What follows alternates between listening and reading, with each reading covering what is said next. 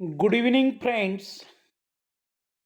आपल्या सर्वांना श्रीरंग चव्हाणचा साष्टांग नमस्कार आणि दंडवत.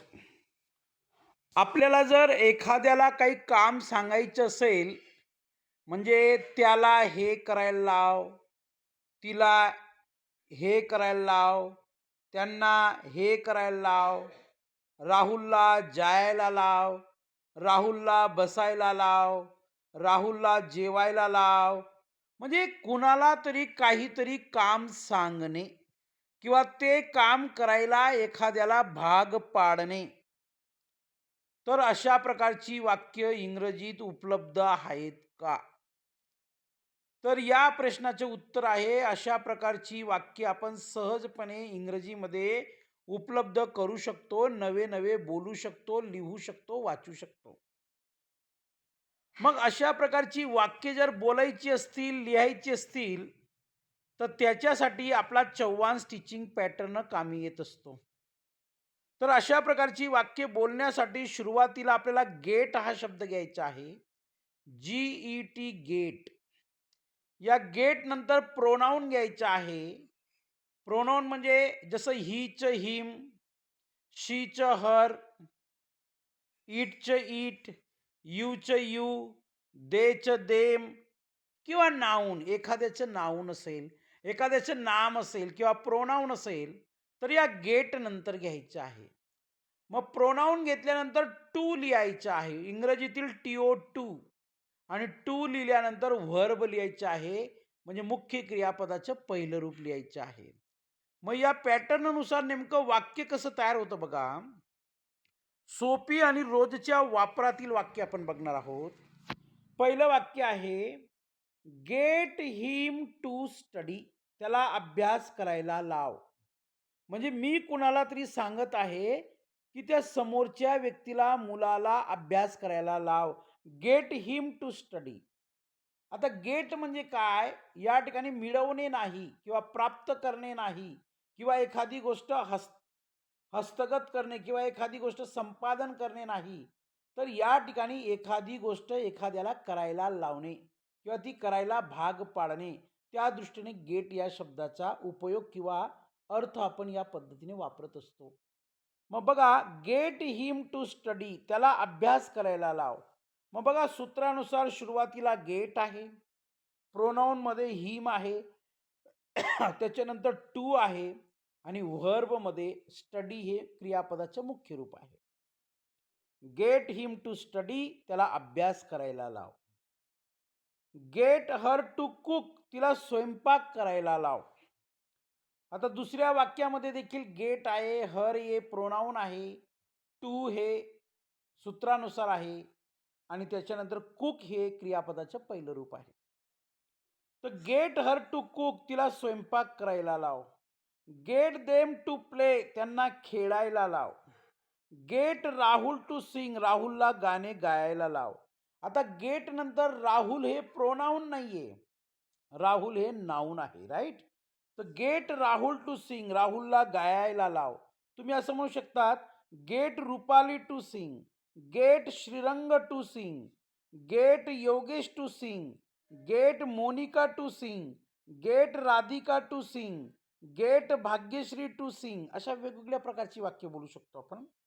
त्याच्यानंतर गेट हिम टू गो. त्याला जायला लाव. तुम्ही असं म्हणू शकता, गेट हिम टू कम. त्याला यायला लाव. Get him to sit. त्याला बसायला लाव. Get him to brush. त्याला दात घासायला लाव. अशा प्रकारची वाक्य बोलू शकतो आपण. Get her to wait. तिला थांबायला लाव. Get me to work. माझ्याकडून काम करून घे किंवा मला काम करायला लाव.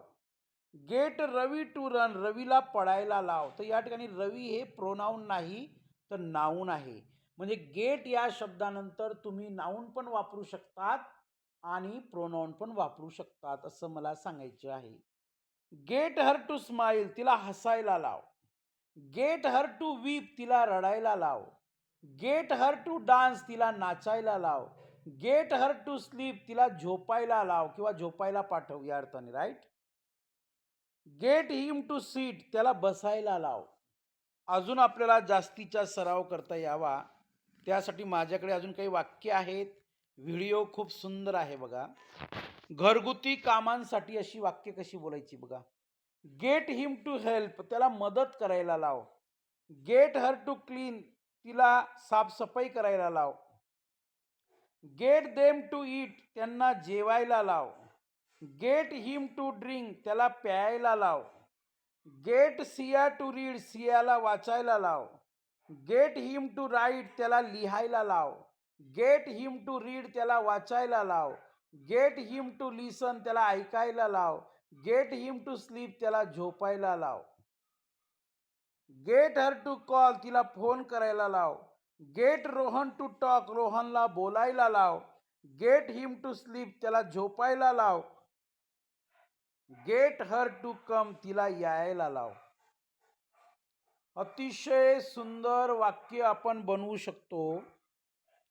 ही वाक्य बनवण्यासाठी आपल्याला गेट प्लस प्रोनाउन किंवा noun plus two plus verb या फॉर्मॅटनुसार वाक्य बनवायची आहेत. पुन्हा आपल्याला जास्तीच्या सरावाची संधी मिळावी त्यासाठी माझ्याकडे अजून काही वाक्य आहेत बघा. इतर महत्वाची वाक्ये. गेट हिम टू आस्क, त्याला विचारायला लाव. गेट हर टू पे, तिला पैसे भरायला लाव. गेट देम टू स्टॉप, त्यांना थांबायला लाव. गेट अमित टू ड्राईव्ह, अमितला गाडी चालवायला लाव. गेट हर टू डान्स, तिला डान्स करायला लाव. गेट हिम टू लिसन, त्याला ऐकायला लाव. गेट हर टू स्टे, तिला थांबून घे. गेट देम टू ट्राय, त्यांना प्रयत्न करायला लाव. गेट राजू टू जंप, राजूला उडी मारायला लाव. गेट हर टू पेंट, तिला चित्र काढायला लाव. राईट. तर एकूण आपण 30 वाक्य अभ्यासलेली आहेत. म्हणजे we have studied around 30 sentences and with the help of these 30 sentences you can make same sentences by using Chavan teaching pattern. Right. तर अशा प्रकारची वाक्य तुम्ही बनवू शकतात, बोलू शकतात, वाचू शकतात आणि लाखो वाक्य तयार करू शकतात. तर निश्चितच व्हिडिओ खूप सुंदर झालेला आहे. या व्हिडिओला आपण जास्तीत जास्त शेअर करणार, जास्तीत जास्त लोकांपर्यंत पोहोचवणार अशी अपेक्षा व्यक्त करतो आणि सगळ्यांना गुड इव्हिनिंग बोलतो म्हणतो. थँक्यू. धन्यवाद.